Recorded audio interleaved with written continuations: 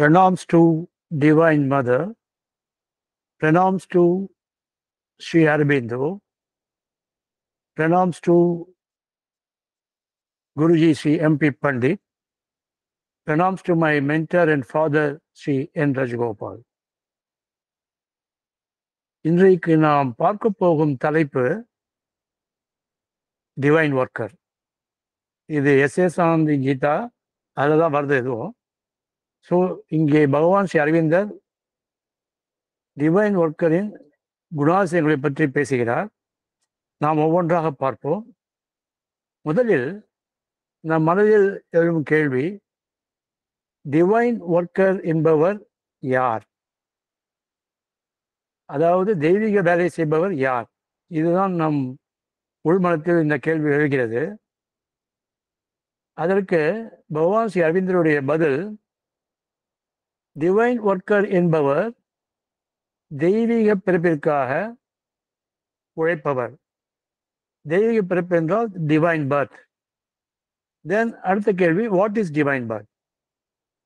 அதுக்கு அவருடைய பதில் என்னவென்றால், தெய்வீக பிறப்பு என்பது மனித உணர்விலிருந்து தெய்வீக நிலைக்கு மாறுவதை குறிக்கிறது. This is what he calls divine birth. இந்த டிவைன் பர்த் பற்றி பேசும்போது டிவைன் ஒர்க்கர் அந்த தெய்வத்திற்காகவே வேலை செய்கிறார். அப்போது என்ன நடக்கிறது என்றால், ஒரு மாற்றம் நிகழ்கிறது. அந்த மாற்றம் மனித உணர்விலிருந்து தெய்வீக நிலைக்கு மாறுகின்ற மாற்றம். அந்த மாற்றத்திற்கு பிறகு உணர்வின் மாற்றத்தின் வெளிப்பாடாக டிவைன் ஒர்க்கர் அந்த செயல்களை செய்கிறார். ஆனால் மாற்றத்திற்கான வழிமுறை இந்த மாற்றத்திற்கு முன்பும், இது டிவைன் ஒர்க்கர் பற்றி ஸ்ரீ அரவிந்தர் சொல்வது, இந்த மாற்றத்திற்கான வலிமையாக முன்பும் செயல்கள் பயன்படுத்தப்பட்டாலும் கீதை வந்த பிறகு கீதை என்ன சொல்கிறது என்றால், இந்த செயல்பாடுகள், இதுவரை உருவாக்கப்பட்ட செயல்பாடுகள் நாம் இதுவரை பேசிய கர்மயோகத்தின் சாராம்சமாகும் என்கிறார் ஸ்ரீ அரவிந்தர். அப்படி என்றால் அத்தகைய தெய்வீக உயிரை, அதாவது டிவைன் ஒர்க்கரை நாம் எவ்வாறு அடையாளம் காண்பது? இது அடுத்த கொஸ்டின். இந்த அடையாளங்கள் ஆன்மீகம் தொடர்பாக உள்ளது. ஒரு டிவைன் ஒர்க்கர் அடையாளம் காண வேண்டும் என்றால் அதற்கு நாம் ஆன்மீகத்திற்குள் செல்ல வேண்டும். ஆனால் நமது மேலோட்டமான பார்வைக்கு அப்பாற்பட்டவை என்பதால் நம்ம கண்களுக்கு புறப்படுவதில்லை. இது நம் கண்களுக்கு தெரியவதில்லை. ஜென்ரலா ஒரு தொழிலாளியின் ஒழுக்கம் அல்லது நெறிமுறை இயல்பு காரணமாக நாம் அவரிடம் தெய்வீகத்தை அடையாளம் காண முடியாது. அதற்கும் இதற்கும் எந்த சம்பந்தமும் இல்லை என்கிறார் பகவான் ஸ்ரீ அரவிந்தர். ஒரு சராசரி தொழிலாளி எவ்வளவு நல்லெண்ணம் கொண்டவராக இருந்தாலும் பாரம்பரியம், சமகால சிந்தனை, மதம், வேதம் ஆகியவற்றால் பல தரநிலைகளில் வழிபாட்டுகளை பெற்றுள்ளவராக இருந்தாலும் ஒவ்வொருவரும் அவரவர் சிந்தனைக்கேற்ப செயல்படுகிறார்கள். இதை நாம் கண்கூடாக காணலாம். மேலும் இயற்கையாகவே வேலை செய்பவர்களின் முறைகளில் ஒரு மோதல் உள்ளது. There is a conflict in the modalities of the workers. That's what Sri Aurobindo points out. நாம் சிறப்பாக செயல்களை செய்த பிறகும் ஏதோ ஒரு கட்டத்தில் இவை அனைத்தும் மதிப்பிற்குரியதா, எல்லாவற்றுக்கும் மேலாக கவனத்தை சிதறடிக்கும் தவிர்க்கக்கூடிய சிந்தனைகள் மற்றும் செயலிலிருந்து விலகுவது ஆன்மீக விடுதலைக்கு சிறந்த வழி அல்லவா என்று நமக்கு தோன்றுகிறது. ஏனென்றால் நாம் நமது புராண தீர்க்கங்களில் படித்தது என்னவென்றால், if you do a job it forges a karma. அப்படி என்றால் நான் வேலை செய்தால் கர்மா என்னை தீண்டும், நான் ஏன் வேலை செய்ய வேண்டும்? அந்த ஒரு மனப்பான்மை இவ்வளவு வேலை செய்த பிறகு திடீரென்று நமக்குள் எழுகிறது. இது ஒரு சாதாரண தொழிலாளியின் மனதிற்கு தோன்றும் எண்ணங்கள் இவை. ஆனால் கீதை வகுத்துள்ள தரத்தை நாம் பின்பற்றினால் இந்த வகையான ஒரு செயலை செய்பவரின் முதல் அறிகுறி அதை செய்பவரின் அகங்காரம் அவரிடம் இல்லை என்பதை காணலாம். He does not have the egoism of the doer. இது டிவைன் ஒர்க்கரோட அடையாளங்களில் ஒன்று. அதாவது அவர் தெய்வீகத்திற்கு வேலை செய்தாலும், தெய்வீகத்திற்கு தியாகமாக செய்தாலும், அல்லது சமூகத்திற்கும் மனித குலத்திற்கும் தனது கடமைகளை நிறைவேற்றினாலும் அதை தான் செய்வதாக நினைப்பதில்லை.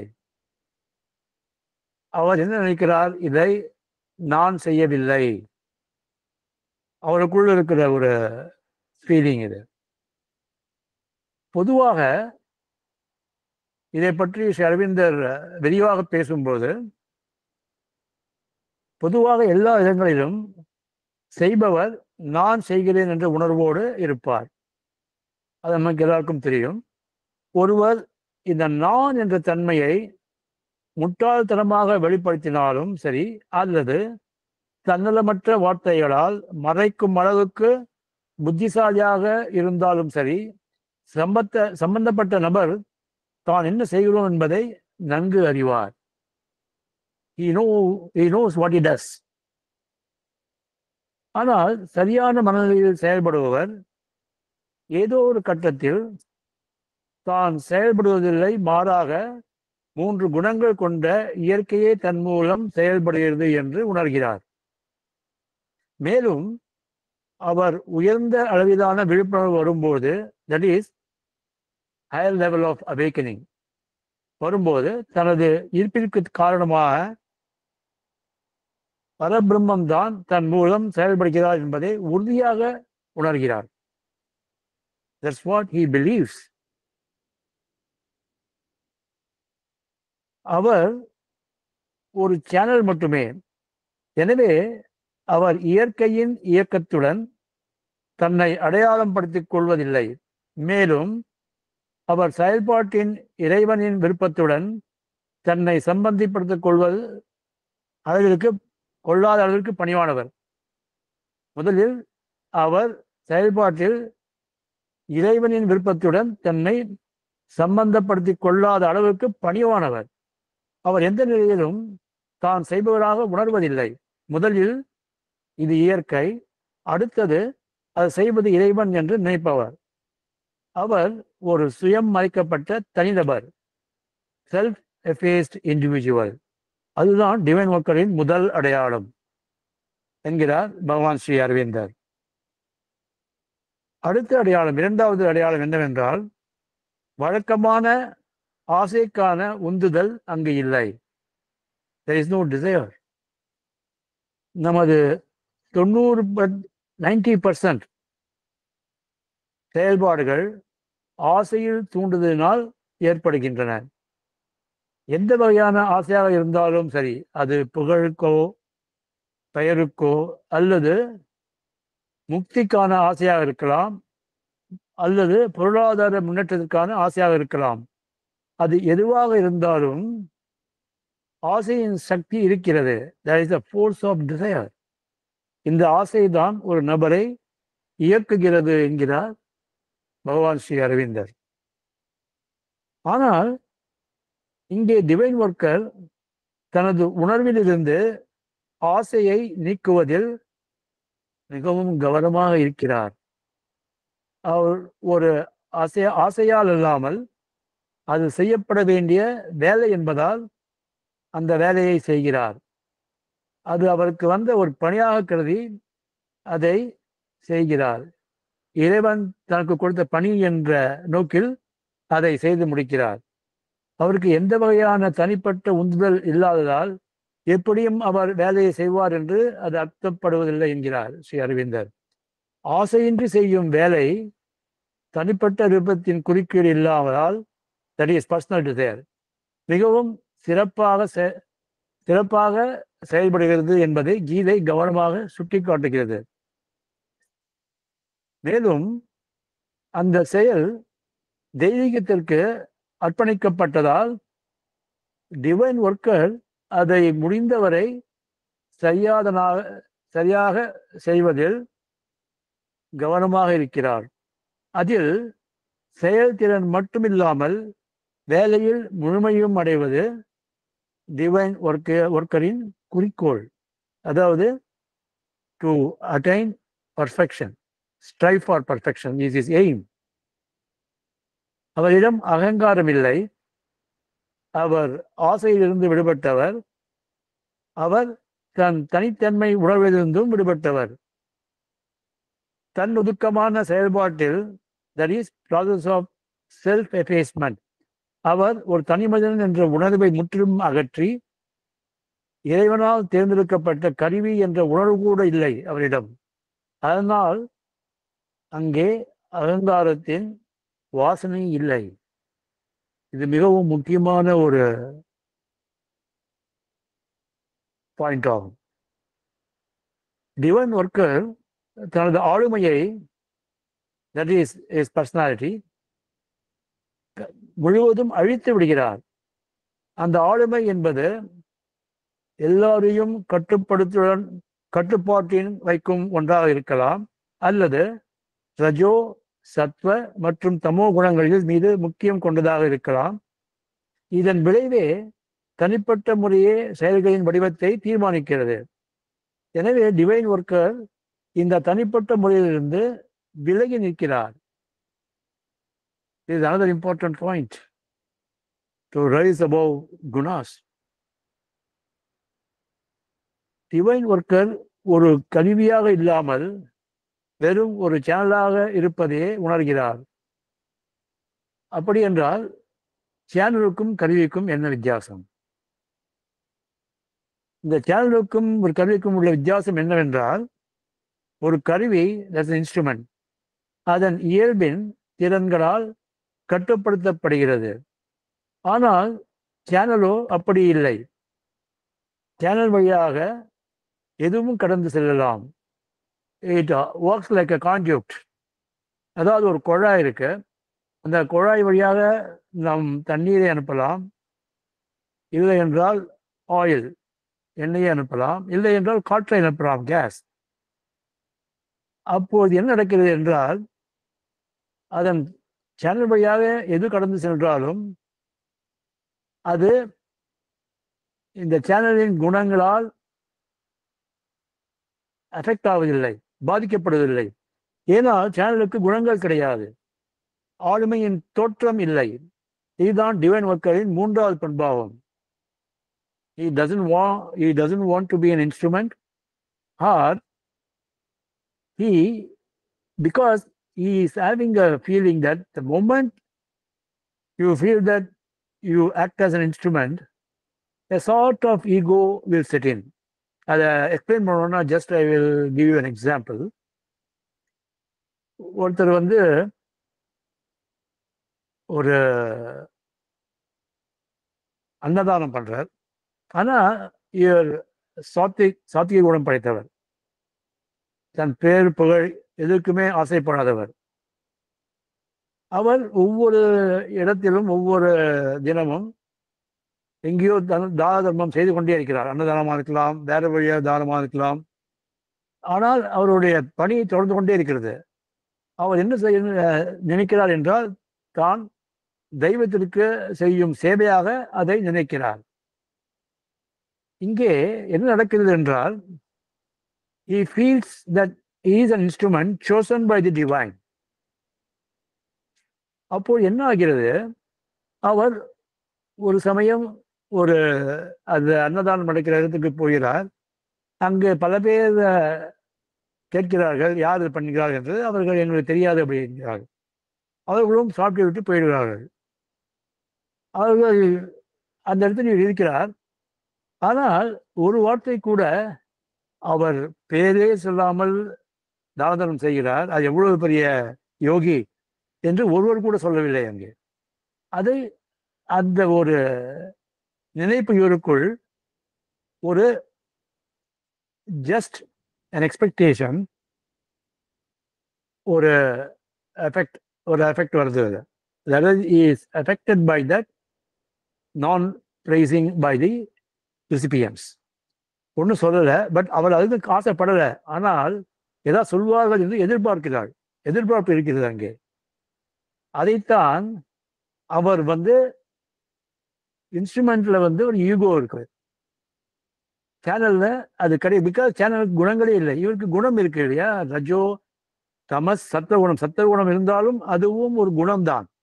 அதுல ஒரு சட்டில் ஈகோ இருக்கின்றது. இது எப்படி என்றால், நம்மை அறியாமலேயே அது நமக்குள் இருந்து விடுகிறது. இதை பற்றி ஸ்ரீ அரவிந்தர் த மதர்ன்ற புக்ல சொல்லும்போது ப்ரைட் அண்ட் இன்ஸ்ட்ருமெண்ட் ஒரு டாபிக் சொல்றாரு. அதை அப்போ அது இன்ஸ்ட்ருமெண்டா இருக்கும்போது ஜாய் ஆஃப் தி இன்ஸ்ட்ருமெண்டா இருக்கலாம், பட் ப்ரைட் ஆஃப் தி இன்ஸ்ட்ருமெண்டா இருக்கக்கூடாதுன்ற. The moment you get pride or you become proud, then the entire thing, whatever you have done so far, is nullified. அப்போ அங்க ஒரு கர்மா வருகிறது.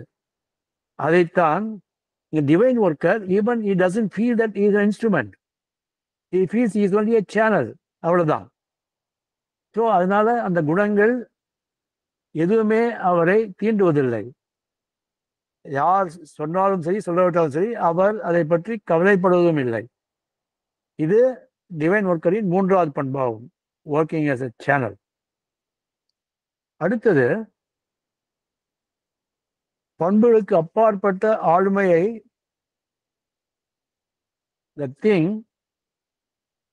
the everyone has got his own nature. இங்கே பண்புகளுக்கு அப்பாற்பட்ட ஆளுமையுடன் ஒரு எளிதான ஆத்மாவின் சமத்துவம் இவருடன் உள்ளது என்கிறார் ஸ்ரீ அரவிந்தர். That is equality, சமதை.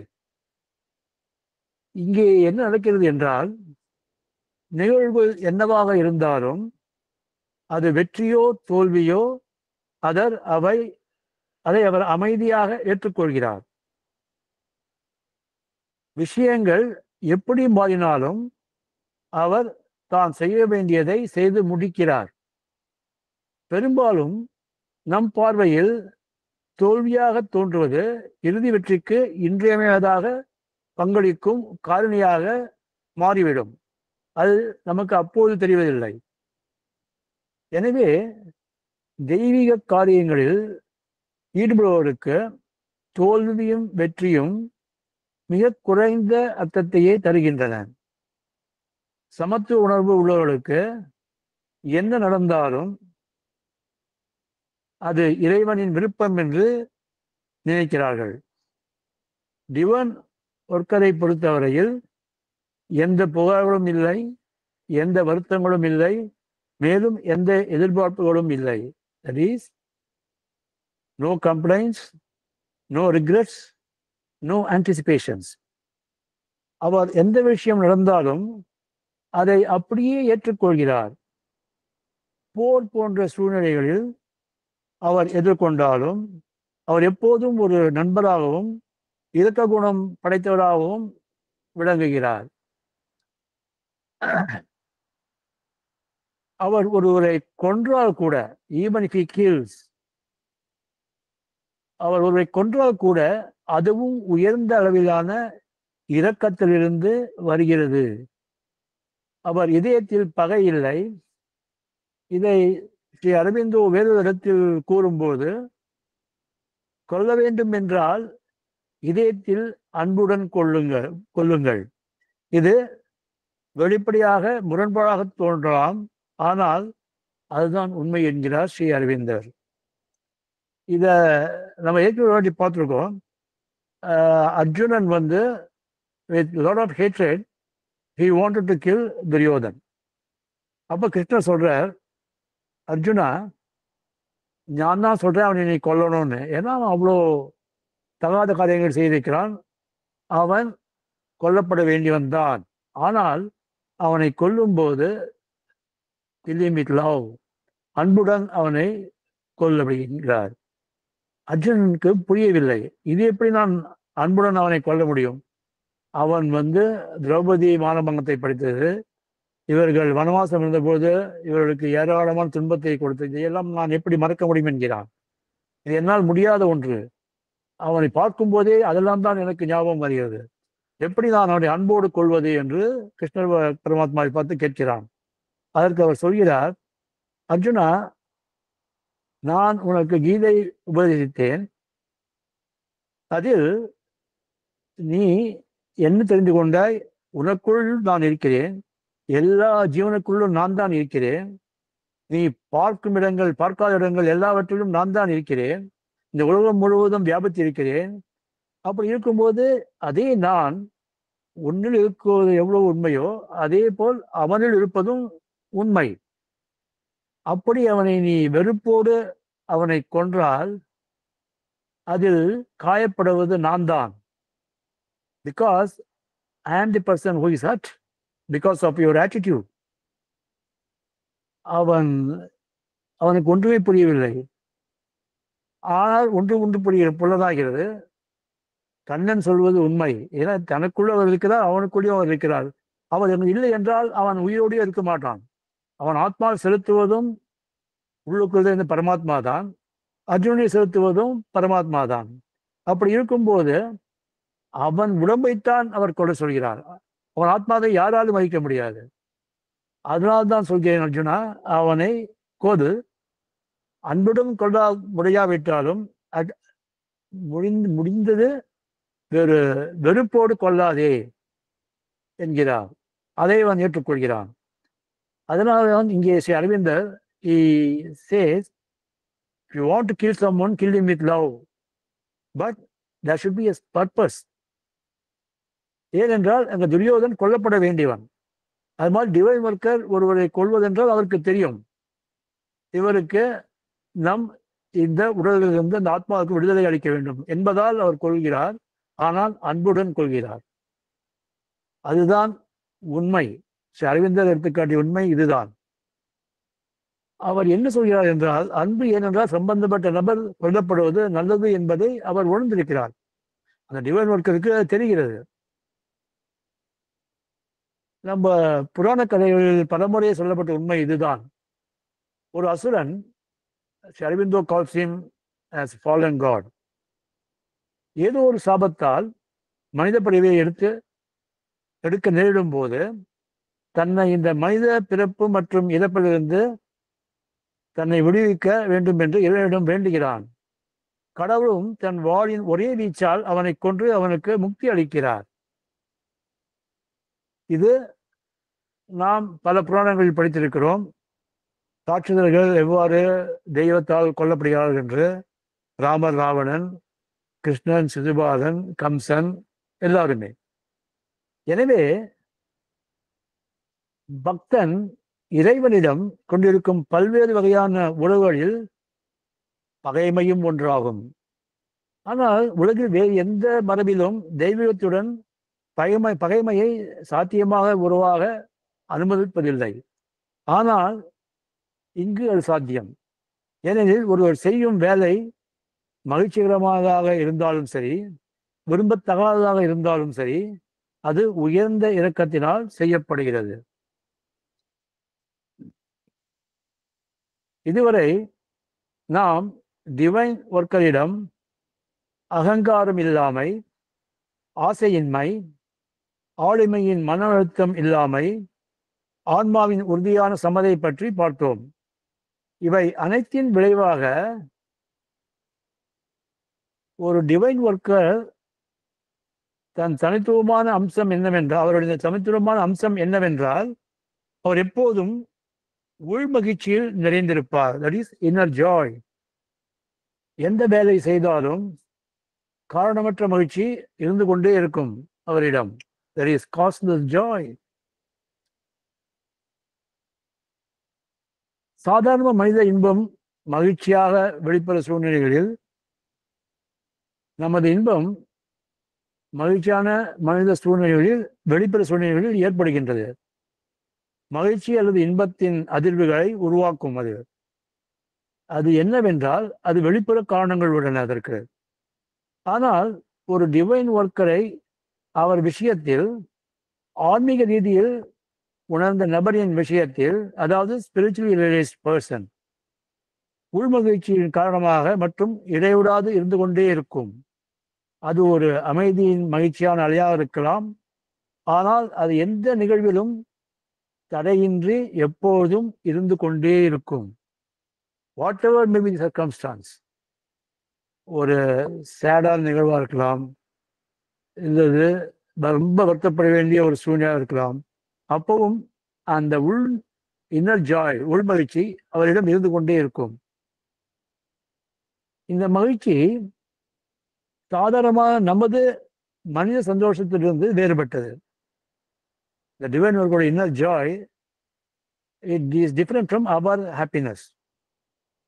இந்த மனித இன்பத்தில், மனித மகிழ்ச்சியில் ஒரு குறிப்பிட்ட கிளர்ச்சி, ஒரு உற்சாகம், உயிரினத்தின் ஏதோ ஒரு மட்டத்தில் ஒரு குழப்பத்தை கொண்டு வருகிறது. எப்படி என்றால், நாம் ஒரு உதாரணத்தை எடுத்துக்கொண்டோமானால், ஒருவர் ரொம்ப சிரமப்பட்டு அவர் வேலை வாய்ப்பு கிடைக்கிறது, நல்ல வேலை கிடைக்கிறது, அவர் கடினமாக உழைக்கிறார். on his own ability and merit he gets the job. ஆனால் அவருடைய நண்பர்கள், உறவினர்கள் எல்லோரும் ஒரே மாதிரியாக இருக்க மாட்டார்கள். மனித இயல்பு இட் டிஃபர்ஸ் இல்லையா? ஒவ்வொருத்தரும் ஒவ்வொரு மாதிரி ரியாக்ட் பண்றாங்க. Everybody on a whole they are happy. But சில வதந்திகள் பரவ தொடங்குகின்றன. இவருக்கு வேலை கிடைத்தது அவர் மெரிட்னால் இல்லை, அது அவர் யாரையோ இப்படி சிபாரிசு செய்து வேலை வாங்கியிருக்கிறார், அல்லது வேற தவறான வழிகள் மூலம் இந்த வேலை அவருக்கு கிடைத்திருக்கிறது என்று வதந்திகள் பரவத் தொடங்குகின்றன. அது அவர் காதுக்கும் வருகிறது. அது வரைக்கும் அவர் மகிழ்ச்சியாக இருந்தவர், அந்த மகிழ்ச்சி வருத்தமாக மாறுகிறது. அவருக்கு உள்மனத்தில் தோன்றுவது என்னவென்றால், நாம் இவ்வளவு பாடுபட்டு நேர்வழியில் ஒரு வேலையை சேர்ந்திருக்கிறோம், ஆனால் இவர்கள் இதுமாய் சொல்கிறார்களே என்ற ஒரு வருத்தம். இதுதான் இந்த ஹியூமன் ஹாப்பினஸ். அது டெம்பரரியாக தான் இருக்கு, இட் சேஞ்சஸ். ஆனால் ஒரு டிவைன் ஒர்க்கரோட இன்னர் ஜாய் உள்ள பின்னணியின் அமைதி நமது இதயத்தில் ஒரு வகையான திடமான அமைதி நமக்குள் உள் மகிழ்ச்சியை கொண்டு வருகிறது. அது இதயத்தில் வருது, not from emotions or mental, is from the heart. அது உள்ளுக்குள்ளே இருந்து தட் ஜாய் இது கம்ப்ளீட்டாக பெனிட்ரேட் பண்றது டிவைன் ஒர்க்கரை. If we want to become the divine worker, it will penetrate us also. இந்த டிவைன் ஒர்க்கர் குணங்களை நாம் நிச்சயமாக வெளியிலிருந்து பார்க்க முடியாது. இதை பார்க்க முடியாது என்றால் அதற்கு அறிவுடைய தெரியாது. அவை கண்களுக்கு தெரியாது, ஏனெனில் அவை ஆன்மீகமாகும். வெளிப்புறமாக ஒரு நபரின் செயல்கள், அவரது வார்த்தைகள் சமூக நெறிமுறை மற்றும் ஒழுக்கம் என்று கருதும் விஷயங்களுடன் ஒத்துப்போகலாம் அல்லது ஒத்துப்போகாமலும் இருக்கலாம். ஆனால் அவர் அதை பொருட்படுத்துவதில்லை. இவருக்கு தியாகத்திற்கும் சந்நியாசத்திற்கும் உள்ள வேறுபாட்டை நன்றாக அறிந்தவர் இவர். He renounces everything inwardly. ஆனால் அது வெளிப்படையாக தெரியலாம் அல்லது தெரியாமலும் போகலாம். அவர் தனது உடையிலும் தோற்றத்திலும் மாறாமல் இருக்கலாம். அவர் தனது உடைமைகளை வெளிப்புறமாக துறக்கலாம், ஆனால் துறக்காமலும் இருக்கலாம். ஆனால் அவருடைய உள்நோக்கிய பார்வை அந்த உடைமைகளை, தட் இஸ் மெட்டீரியல் பொசிஷன், தனதாக எப்போதும் நினைப்பதில்லை. இதை கொஞ்சம் விளக்க வேண்டும் என்றால் ஒரு ஸ்டோரி. இது ஒரு 3 வருடத்துக்கு முன்னாடி நான் இதை சொல்லியிருக்கிறேன். ஆனால் இங்கே இது மிகவும் பொருத்தமாக இருக்கும் இதை சொன்னால். 2 யோகிகள், 2 முனிவர்கள், both are realized persons. 2 பேரும் ஒருவர் சிட்டியில நல்ல ஒரு பலேஷியஸ் பங்களா, are you can call it even a palace, அதில் வாழ்கிறார் எல்லா வசதிகளுடன். அவர் உடை சன்னியாசியமாக இருக்காது, சாதாரணமாக இருக்கும். இன்னொருவர் யோகி சிட்டிக்கு வெளிப்புறம், அவுட்ஸ்கட்ஸ் ஆஃப் தி சிட்டி, வெளிப்புறம் ஒரு சின்ன குடிலை அமைத்துக் கொண்டு அதில் வாழ்ந்து வருகிறார். ஆனால் 2 பேரும் பிரசித்தி பெற்ற யோகிகள். அங்கு உள்ள மக்கள் தங்களுக்கு கஷ்டங்கள் வரும்போதெல்லாம் இவரிடம் போய் அவர்கள் கஷ்டங்களை அவர் தீர்த்து வைக்கிறார்கள். 2 பேரும் 2 பேர்கிட்டையும் ரொம்ப மக்கள் கூட்டம் அலைமோதுகின்றது. சிட்டிக்குள்ள இருக்கிறவருக்கும் சரி, அவுட்ஸ்கட்ல இருக்கிறவருக்கும் சரி, 2 பேருக்குமே. அண்ட் அனதர் பியூட்டிஃபுல் திங் இங்க என்னன்னா, அந்த 2 யோகியத்தை ஒருத்தரை பத்தி ஒருத்தர் தெரியும். They got high regard for each of them. அவருக்குள்ள ரொம்ப பரஸ்பர இதுவும் இருக்கு, அதே ரிகார்டும் இருக்கு. Because they know they are realised persons 2 பேருமே. அப்போ ஒரு நாளைக்கு இந்த குடில்ல வாழற யோகிக்கு என்ன தோன்றதுன்னா, என்னதான் இருந்தாலும் நம்ம ஒரு சன்னியாசி, அந்த சன்னியாசி நம்ம சன்னியாசி மாதிரி மர உரி, தண்டம், கமண்டம் அந்த மாதிரி நம்ம பண்ணிட்டு இருக்கோம். அதுக்காக குறையல, மதிப்பு குறையல அவருக்கு, வெளியில இருக்காரு. ஆனால் மக்கள் வந்துட்டு தான் இருக்காங்க, அங்கேயும் வந்துட்டு தான் இருக்காங்க. சிட்டிக்குள்ள இருக்கிறதுக்கும் வந்து மக்கள் வந்துட்டு தான் இருக்காங்க. ஆனா what he feels out of regard for him, respect for him, he suddenly goes one day to his palace. Palace தான் பங்களா மாதிரி. இந்த குடியில் இருக்கிறவர் இந்த யோகி போறாருங்க. போயிட்டு இதை பார்த்த உடனே அவர் எதிர்கொண்டு அழைக்கிறார். பூர்ண கொம்பு வச்சு எதிர்கொண்டு சகல மரியாதையும் பண்ணி அவரை உள்ளே அழைத்து கொண்டு செல்கிறார்.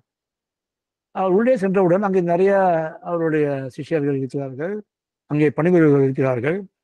அவர் இவரிடம் சொல்கிறார், எங்களிடம் தனியாக கொஞ்சம் பேச வேண்டும் என்கிறார். தாராளமாக பேசலாமே என்று எல்லாரையும் அனுப்பிவிடுகிறார்.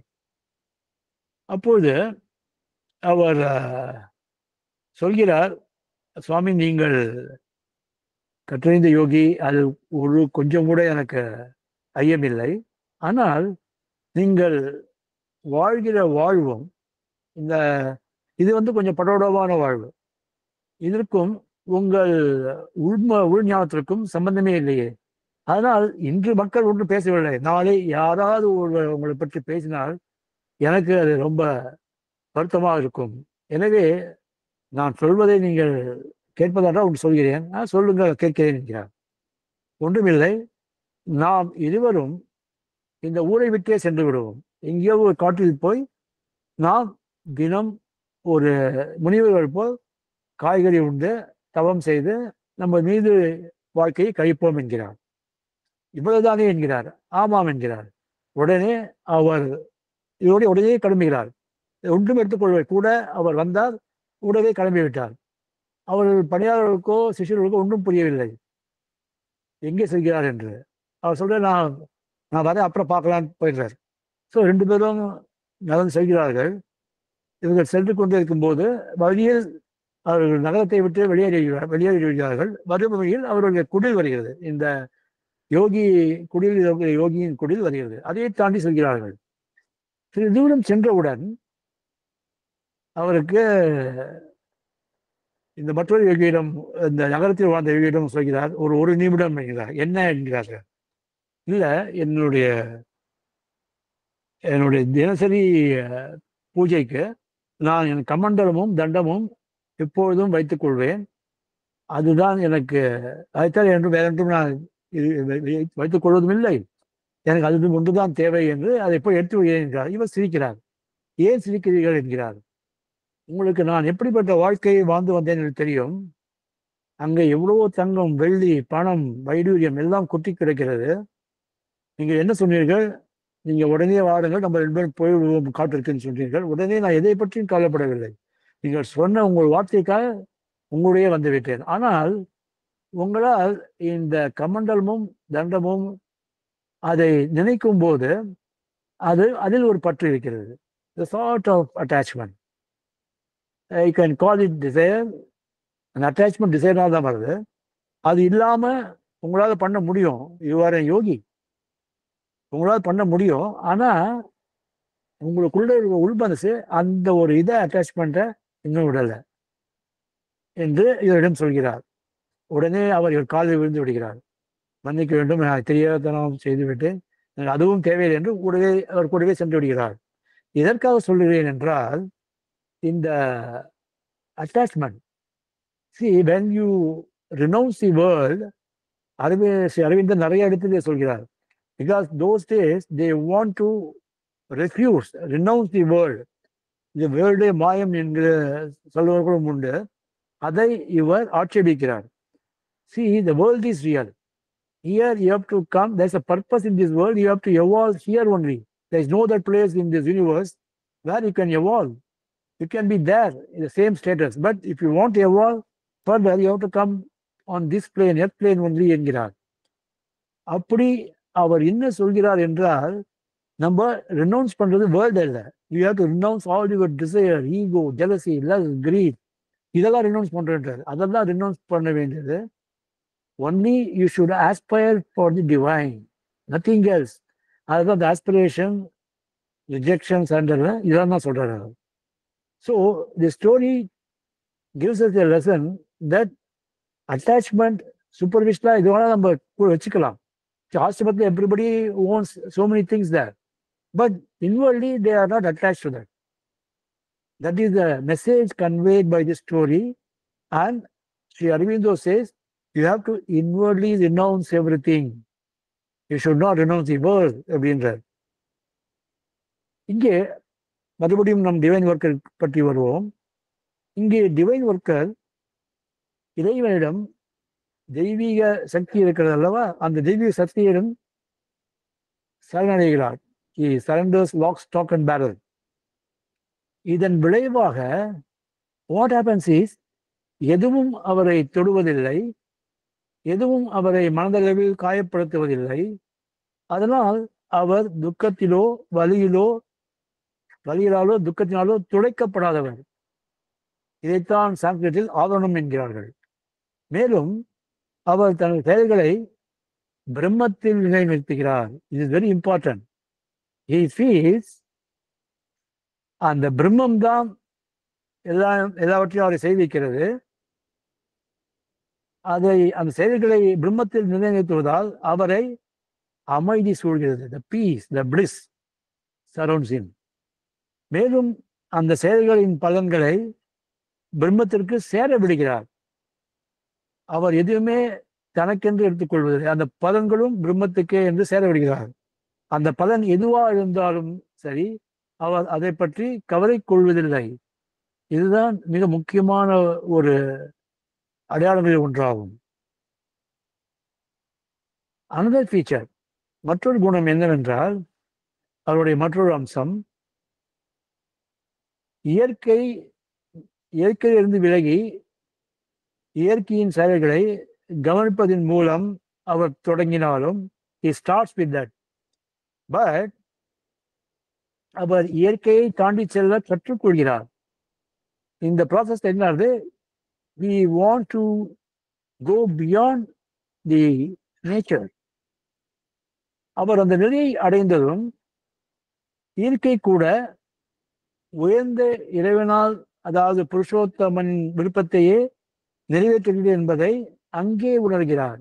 when he touches that height, when he goes beyond the nature, அங்க அந்த நேச்சர் கூட it executes the will of the divine supreme.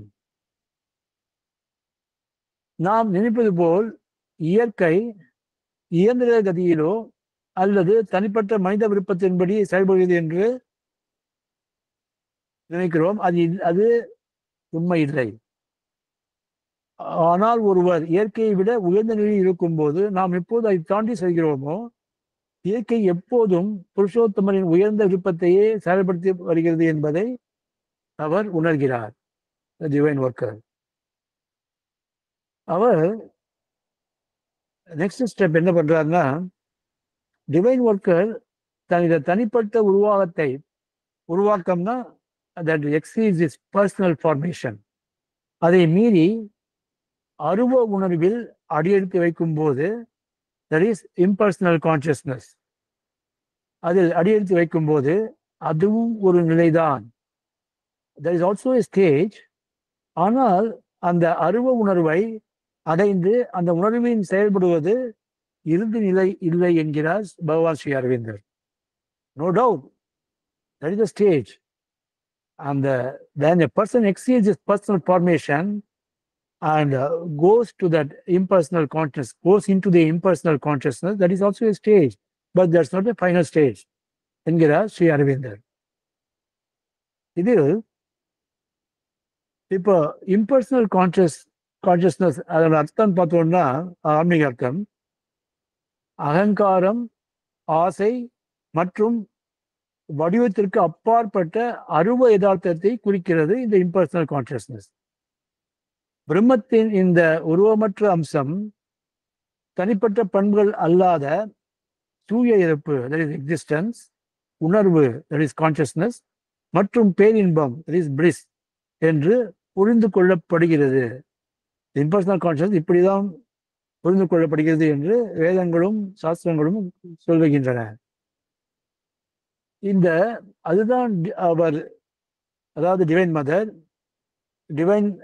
Divine worker, முழு முதற் கடவுளான மகேஸ்வரின் சித்தத்தில் ஓய்வெடுப்பதற்காக அடிப்படையாகும். அதில் ஓய்வெடுப்பதற்காக அடிப்படையே இந்த இம்பர்சனல் கான்சியஸ்னஸ் தான். எனவே இங்கே இயற்கையின் சித்தமோ, நேச்சர்ஸ் வில், அல்லது அகங்காரத்தின் சித்தமோ, that is will of the ego, அங்கு வேலை செய்வதில்லை. அங்கு கடவுளின் உயர்ந்த சித்தமே செயல்படுகிறது என்கிறார் ஸ்ரீ அரவிந்தர். அவரது டிவைன் ஒர்க்கர் செய்யப்படும் செயல்களுக்கு கர்ம விளைவு இருக்காது. இது ரொம்ப இம்பார்ட்டன்ட் பாயிண்ட். பிகாஸ் நம்ம என்ன பண்ணாலும், because this is the seventh creation and this creation is governed by law of karma. இந்த எது பண்ணாலும் அது ஏதோ ஒரு டிசைர்னாலேயோ ஈகோனாலேயோ ஏதோ something out of ignorance we do that job or the work. When we do that, அது என்ன ஆகுது? இட் ஃபோர்ஜஸ் எ கர்மா. ஏன்னா ஆசையின் விளைவால் வந்த செயல் அது, அந்த அகங்காரத்தின் விளைவால் வந்த செயல், பொறாமையின் விளைவால் வந்த செயல். இது ஆல் திஸ் லோயர் நேச்சர். அதனால எந்த செயல் செய்தாலும் நாம் ஒரு கர்மாவை அங்கே ஏற்றுக்கொள்கிறோம், நம் மீது திணிக்கப்படுகிறது இந்த லா ஆஃப் கர்மா. ஆனால் நாம் ஒவ்வொரு வேலையை செய்யும் போது அகங்காரமின்றி, ஆசையின்றி, இது தெய்வத்தினால் எனக்கு கொடுக்கப்பட்ட வேலை, அதை நான் செய்கிறேன் என்று உணர்வோடு செய்தால் அப்போது அந்த கர்மா நம்மை தீண்டுவதில்லை. அதுதான் இங்கே ஸ்ரீ அரவிந்தர் சொல்கிறார், டிவைன் ஒர்க்கர் அவரால் செய்யப்படும் செயல்களுக்கு கர்மவினை இருக்காது என்கிறார். ஆனால் அவரது உணர்வை அது எதிர்மறையாக பாதிக்கவும் பாதிக்காது. கர்மம் இருக்காது, அவரது உணர்வுகளை எதிர்மறையாகவும் பாதிக்காது. அவர் செய்யும் செயல்கள் இயற்கை இறைவனுடன் தன்னை அடையாளம் காண உதவுகின்றன என்று நினைக்கிறார். மேலும் அவர் தனது இயல்பின் மூலம் தெய்வ சித்தம் தன்னை செயல்படுத்துவதாக ஒரு வகையான மையமாக மாறுகிறார். அந்த தெய்வ சித்தம் தன் மூலம் செயல்படுவதற்காக ஒருவித மையமாக அவர் மாறுகிறார். He becomes the central point. அந்த மாறும்போது he forgets himself. He exceeds himself, his personal form.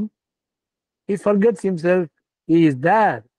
அவர் இருக்கிறாரா என்றது அவரை உணர்வதில்லை. தெய்வம் இருக்கு, தெய்வத்துடன் நான் ஒன்றாக இருக்கிறேன், அவ்வளவுதான் அவருடைய உணர்வு. இதுதான் மேலே நம்ம பார்க்கும்போது அடுத்தடுத்து பார்ப்போம். ஷரா அக்ஷரான், kshara is personal consciousness, akshara is impersonal. அது பார்க்கும்போது நம்ம இதை பற்றி விரிவாக பார்ப்போம். அந்த அளவுக்கு அந்த ஸ்டேஜில் போகும்போது அவர் தன்னையே தெய்வத்திடம் கொடுத்து விடுகிறார். தான் என்ற உணர்வே அவரிடம் இல்லை. அப்படிப்பட்டவர் தான் ஒரு டிவைன் ஒர்க்கர். இவருடைய பண்புகள் சம்மரைஸ் பண்ணணும்னா, இவர் தான் செய்கிறோம் என்ற சுயநலமற்ற தன்மை, ஆசையின்மை, அதே நேரத்தில் செயல்களின் முழுமையாக செய்வது தான் என்ற அடையாளத்தை தாண்டி செல்வது, ஆன்மாவின் சமத்துவம், உள்மகிழ்ச்சி மற்றும் அமைதி, இயற்கையின் குணங்களை தாண்டி உயர்ந்த விருப்பத்துடன் தட் இஸ் சுப்ரீம் வில் தன்னை அடையாளப்படுத்திக் கொள்வது, அதை உணர்வது. இதுதான் டிவைன் ஒர்க்கரின் சிறப்பான அம்சங்களாகும். இங்கே just to conclude this, I would like to tell Sri Aurobindo's commentaries on Sri Aurobindo's தாட்ல பண்டிட்ஜி எழுதும்போது, இங்கே நாம் இந்த யோகிஸ் பத்தி பார்த்தோம் இல்லையா, செயின்ஸ், அங்கே வந்து அவர் ஒரு டிஃபரன்ஸ் சொல்றார். There's a difference between saints and sages. நம்ம தமிழ்ல பண்ணோம்னா இட் இஸ் முனிவர்னு வரும். ஒரே சேஜ்னாலும் முனிவர் தான், செயின்ட்னாலும் முனிவர் தான். ஆனா இவர் என்ன சொல்றாருன்னா, டிவைன் ஒர்க்கர் கொஞ்சம் ரிலேஷன்ஷிப் இங்க இருக்கு. ஏன்னா அவர் சொல்லும்போது செயின்ட் வந்து is more pointed towards is personal realisation. Psychic realisation பத்தி இருக்க, அவர் இஸ் a psychic realized person, அது ஒன்றும் டவுட் கிடையாது, as a saint. But he always wears a சன்னியாசி ட்ரெஸ். அது மாதிரி ஒரு சிம்பிள் லைஃப், அது மாதிரி அவர் வாழ்றார். அவர் வந்து is aim to realise psychic individual realisation, அதான் அவருடைய மெயின் குறிக்கோள். இது செயின்டோடது. இவர் இதை தாண்டி செல்வதில்லை. ஆனால் when he talks about sage ரிஷி என்பவர் அவர் சொல்றது என்னன்னா, he goes beyond that. He expands his consciousness to the entire universe. Universal realization. அவர் சொல்றது universal realization, cosmic realization. Sage. இவர் வெளிப்படையாக சேஜாக தோன்றாமல் இருக்கலாம். இந்த டிவைன் ஒர்க்கை பற்றி இப்போ பார்த்தோம் இல்லையா, அதே மாதிரி இவர் சாதாரண உடையில் இருக்கலாம். சன்னியாசி அந்த காய் உடையெல்லாம் கிடையாது இவரிடம். நல்ல பொசிஷன், வெல்த்தோட அந்த இன்னொரு யோகி மாதிரி சாதாரண லைஃப் லீட் பண்ணலாம். சூப்பர்ஃபிஷியல், வெளி உலகத்துக்கு அப்படி தெரியும். ஆனால் inwardly he has renounced everything. Nothing belongs to him. Nothing belongs to him. That is his attitude towards everything. அவர் எங்க பார்க்குற எல்லாத்தையும் பகவானே பார்க்குறாரு. Everything that is divine in that, each and every object, even in void, divine is there. நம்ம பார்க்கக்கூடிய இடங்கள் எல்லாருமே divine தான் இருக்கிறார். நம்ம பார்க்க முடியாத இடங்களிலும் டிவைன் தான் இருக்கிறார். That's infinity. அது வந்து எட்டர்னல். சுப்ரீம் வந்து எட்டர்னல். ஆனா இந்த மாதிரி இங்க கிரியேஷனை பத்தி பேசும்போது நிறைய சாவித்திரியில நிறைய வருது வேணாம். இங்க இந்த டு கன்ஃபைன் டு அவர் சப்ஜெக்ட், இந்த சேஜ் டிவைன் ஒர்க்கர் எப்படி ஒரு சேஜ் மாதிரி மென்டல் இருக்காருன்னா, இவர் எந்த ட்ரெஸ் போட்டாலும் சரி, என்ன போர்ஷன் வச்சிருந்தாலும் சரி, he doesn't own it. He doesn't own it. That is the main thing. அவருக்குள்ள அந்த அது போனாலும் கவலைப்பட போறது இல்லை, வந்தாலும் கவலைப்பட போறது இல்லை. சேம் ஆட்டிடியூட், ஈக்குவாலிட்டி, சமதை, அங்கதான் தேர் he stands. அவர் அதை தாண்டி செல்பவர். அவர் ரஜோ தமோ சத்த குணங்களால் தாண்டி அதை கட்டுப்படுத்த முடியாத, குணங்களால் கட்டுப்படுத்த முடியாத ஒருவர் இந்த சேஜ். அதை தாண்டி செல்பவர். அவருக்கு ஃபியூச்சர்ல என்ன நடக்க போகுதுன்னு தெரியும். Not only near future, even யுகங்கள் கடந்து என்ன நடக்க போகுதுன்னு அவருக்கு தெரியும். தட் இஸ் வை சேஜ், இவர் லாஸ்ட் டைம் நம்ம சீனிவாசன் சார் பேசும்போது அவரோட டாக்டர் சொன்னார், துர்சாமி சார் பேசும்போது, துர்சாமி டாக்டர் துர்சாமி பேசும்போது அவர் சொன்னார், அவர் வந்து Sri Aurobindo tells him, you were Janaka in one of your previous births, or இன்னொரு சமுத்திரகுப்தா தேர்ட் ஏதோ சொன்னார், ரெண்டு சொன்னார் அவர் அவரோட ப்ரீவியஸ் பர்த்தை பத்தி. அவர் மதர் ஆல்சோ என்டார்சஸ் தட். இப்போ அவர் அவர் ஒரு அந்த சமயத்தில் ரொம்ப எனக்கு ஒரு இது அதை பற்றி ஒரு நிறைய ஒரு உபனிஷத்து வருது, பிரகதாரண்ய உபனிஷத்துல வருது இது. அவர் யாக்ஞவல்கியர் பாடம் எடுத்துட்டு இருக்கார். இவரும் ராஜாவாக இருந்தாலும் அவர் அங்கே உட்காந்து சீடராக வந்து கேட்டுட்டு இருப்பார். அங்கே மற்ற சீடர்களுக்கு ரிஷிகள்லாம் நிறைய ரிஷிகள் இருப்பாருங்க. அவருக்கு என்ன ஒரு ஃபீலிங்னா, இவர் ஜனகருக்கு ஒரு ஸ்பெஷல் ட்ரீட்மெண்ட் தரார் அப்படின்னு ஒரு அவருக்குள்ள ஃபீலிங் விச் யாக்ஞவல்கியா நியூ. அவருக்கு தெரியும் அது. அவர் என்ன பண்றார், ஜனகர் நான் ஸ்பெஷல் ட்ரீட்மெண்ட் கொடுக்குறேன்றது ப்ரூவ் பண்ணோம் அவருக்கு. அதே சமயம் he is not an ordinary man அப்படின்னு ப்ரூவ் பண்ணோம். ஓகே, அவர் என்ன பண்றார், அவர் மாயால மிதிலா நகரம் எரியா மாதிரி ஒரு மாயை கிரியேட் பண்றாரு யாக்ஞவல்கியர். பண்ண உடனே அங்க ராஜசபையில் இருக்கிற ஒரு காவலால் ஓடி வந்து, ராஜா நம்ம மிதிலாவை பத்தி எறியது அப்படின்றான். உடனே இந்த மற்ற சிஷ்யர்கள்லாம் அங்க ஒரு நிமிஷம் கூட இல்லை, எல்லாம் உடனே போய் விடுகிறார்கள். என்னென்றால் தங்கள் குடியிருக்கிற ஒரு சாமானை பத்திரப்படுத்துவதற்காக. அது சாமான் ஒன்றுமே இல்லை, அவர்கள் இருக்கிறதே ஒரு கமண்டலம் இது அதெல்லாம் தான் இருக்கும். வேற என்ன இருக்க போகிறார்கள், கர்ப்பம் அவ்வளோ தான் இருக்கும். அதை பத்திரப்படுத்துவதற்காக அவர்கள் விரைந்து செல்கிறார்கள். ஆனால் ஜனகர் அங்கிருந்து ஒரு அடி கூட அசையவில்லை. அப்போது அவர் கேட்கிறார், யாக்ஞவல்கியர், ஜனகா நீ ஏன் செல்லவில்லை என்கிறார். மிதிலா எரிந்தாலும் எரியவிட்டாலும் அதை பற்றி நான் கவலைப்பட வேண்டிய அவசியமே இல்லை, அது எனது இல்லையே, நான் ஏன் கவலைப்பட வேண்டும் என்கிறார். அது பகவான் பார்த்துக் கொள்வார் அதை எப்படி காக்க வேண்டும் என்று. எனக்கு உங்கள் பாடம்தான் முக்கியம் என்று அவருடைய பதில். பிறகு சில நேரத்துக்கு எல்லாரும் திரும்பி வருகிறார்கள். அங்கு ஒன்றும் நெருப்பில்லை, ஒன்றுமில்லை. அப்படின்னு உடனே இவர்களை பார்த்த உடனே ஜனங்கள் அங்கே இருக்கிறார் என்பதை பார்த்த உடனே அவர்களுக்கு வெட்கமாக போய்விடுகிறது. நாம் ராஜா இங்கேருந்து நகரவில்லை, ஆனால் நாம் சின்ன இதுக்காக போய் பார்த்து அட்டாச்மெண்ட் இருக்கிறது வந்தோமின் அப்போதான் புரிகிறது ஜனகரோட உயர்ந்த குணம், அவருடைய ஞானம். குணம் இல்லை, ஞானம், உயர்ந்த ஞானம் புரிகிறது இவர்களுக்கு. ஸோ அது மாதிரி சேஜ் இஸ் அ ராஜரிஷி. ஜனகர் வந்து ராஜரிஷி தான். ஆனா அந்த சேஜ் ஸ்டேஜ்ல வரும்போது when the universal realization, when he process the impersonal and he realizes the transcendent, அந்த பிரம்மத்த ஞானம் வரும்போது எல்லாமே தெரிஞ்சுடுறது. they don't bother about anything. அந்த ஒரு ஞானம் எல்லாருக்கும் வரப்போகிறது. அரவிந்தர் சொன்னது அதான், நாஸ்டிக் பீயிங் சுப்ராமண்டல் மேன். எல்லாரும் வர முடியாது, எல்லாரும் பிரயத்தனப்படணும். எல்லாரும் வருஷம் ஜென்மங்களா we have to just take effort. We have to make effort for that. Make an effort and reach the stage. It's not so easy. அது எவ்வளோ ஜென்மங்களாக எடுத்திருக்கோம். இது வரைக்கும் மிருகங்களாகவே 84 lakhs பர்த் எடுத்து முடிச்சாச்சு. அப்போ மனுஷங்களா எவ்வளோ பர்த் இருக்கோம் நம்மளுக்கு தெரியாது, கணக்கில் தெரியாது நம்மளுக்கு. So to minimise this birth, இந்த பர்த்தை டிரான்ஸ் பண்ண முடியுன்றது ஸ்ரீ அரவிந்தோ யோகா தான் இவர் சொல்றது. ஆனால் இந்த இன்டெகிரல் யோகாவில் என்ன ஒரு பியூட்டின்னா, so you can transcend your karma. எப்படின்னா, when you don't repeat your mistake, அது தெரியாமல் பண்ணிருக்கலாம், திருப்பி அதை ரிப்பீட் பண்ணக்கூடாது. You ask for forgiveness and you don't repeat that mistake. If you repeat that mistake, then there's no point in asking for forgiveness. அது திருப்பி தொடர்ந்து கொண்டே இருக்கும், சைக்கிள் மாதிரி போயிட்டு இருக்கும். That should not be the case என்கிறார். So you have come here with a purpose. Even you can achieve this in 1 or 2 births. இந்த பர்த்டே அச்சீவ் பண்ண முடியும், provided your aim, your goal is to raise the divine. First the individual divine, the psychic. Next the universal divine. Third the transcendent. அந்த லெவலுக்கு போயிட்டோம்னா கண்டிப்பா we will be there.